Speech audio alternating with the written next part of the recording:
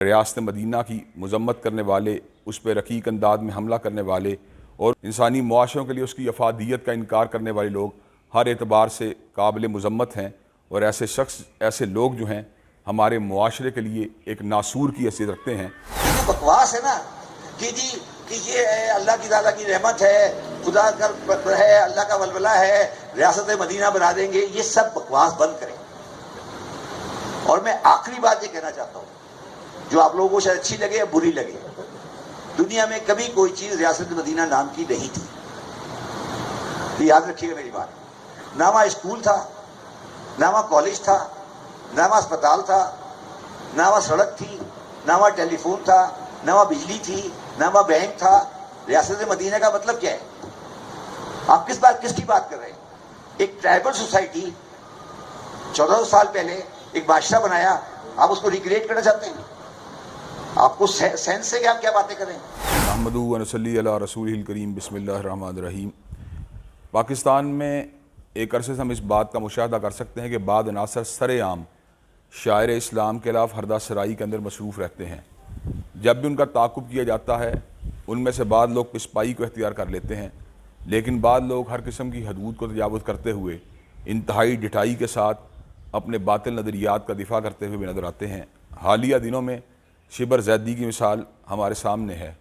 اس شخص نے جس انداز کے اندر ریاست مدینہ کے اوپر رقیق انداز میں حملے کیے اور ریاست مدینہ کو جس انداز کے اندر کنڈیم کرنے کی کوشش کی، اس کی جتنی بھی مذمت کی جائے اتنی ہی کم ہے۔ کیا فقط سڑکوں کا موجود ہونا اور بڑی بڑی عالی شان بلڈنگوں کا موجود ہونا معاشرے کی تعمیر و ترقی کے لیے کافی ہے؟ اگر اس بات ہی کو انسانیت کی معراج سمجھ لیا جائے تو میں یہ بات سمجھتا ہوں ایسے انسان کی عقل کے اوپر تف ہی کیا جا سکتا ہے۔ بنیادی طور پر اخلاقی اعتبار سے اور آپ کے کردار کے اعتبار سے، آپ کی پاک دامنی کے اعتبار سے، آپ کے تجارتی امور کے اعتبار سے، آپ کے ریاستی امور کے اعتبار سے، آپ کے امن و امان کی صورتحال کے اعتبار سے، جرائم کی بے کنی کے اعتبار سے، اللہ تبارک و تعالیٰ کی حدود کے قیام کے اعتبار سے، نظام صلاۃ اور نظام زکوٰۃ کے قیام کے اعتبار سے جب ہم چیزوں کا مشاہدہ کرتے ہیں تو اللہ تبارک و تعالیٰ کے فضل و کرم سے ریاست مدینہ ہر اعتبار سے ہمارے لیے ایک کامل اور مکمل ماڈل کی شکل میں نظر آتی ہے۔ ریاست مدینہ میں کیا تھا؟ ریاست مدینہ میں للہیت تھی، ریاست مدینہ میں نمازوں کا قیام تھا،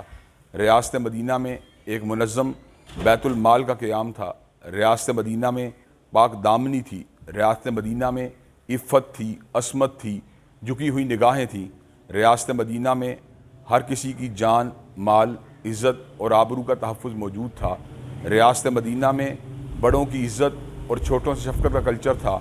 ریاست مدینہ میں انسانیت کی اعلیٰ ترین اخلاقی اقدار پائی جاتی تھی، ریاست مدینہ میں کاروبار کے